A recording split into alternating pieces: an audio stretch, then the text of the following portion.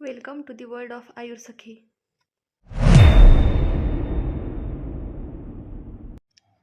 Hello everyone. तर आज आपण पाहूयात अशोकरिष्ट या कल्पाच्या घटकद्रव्यांची ट्रिक. आता ह्याचा संदर्भ ग्रंथ कोणता आहे? भेषज रत्नावली. आता त्याची ट्रिक अशी आहे की अशोकजीने धातकी से नील रक्त त्रिफला का आवेदन किया. आता अशोकजीने म्हणजे अशोक नावाच्या एका माणसाने धातकी से नील रक्त त्रिफला का आवेदन किया. आता अशोकजीमध्ये काय येणार? अशोकचं त्वक येणार, त्यानंतर गुड पण येणार, परत त्यानंतर जीपासून काय येणार? तर जीरक, श्वेतजीरक आणि कृष्णजीरक. धातकीपासून काय येणार? तर धातकी पुष्प. सेपासून शुंठी. नील रक्त होतं ना, तर त्यामध्ये नील आणि रक्ताला फोड करायची. नीलपासून नीलकमल पुष्प, रक्तपासून रक्तचंदन. तर त्रिफळा सगळ्यांना माहीतच आहे, आमलकी, बिबितकी आणि हरितकी.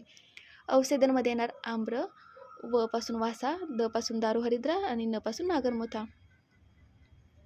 तुम्ही पाहू शकता यामध्ये जे ब्लॅक पेनी लिहिलेले ते आपल्याला फक्त एक सपोर्टिंग वर्ड्स आहेत. जे रेड पेनी लिहिलेले तेच फक्त घटकद्रव्य आहेत. त्यांची ट्रिक आहे.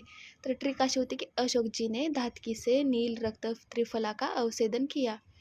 आय होप तुम्हाला ही ट्रिक समजली असेल. ट्रिक आवडली असल्यास व्हिडिओला लाईक करा आणि चॅनलला सबस्क्राईब करा. थँक्यू.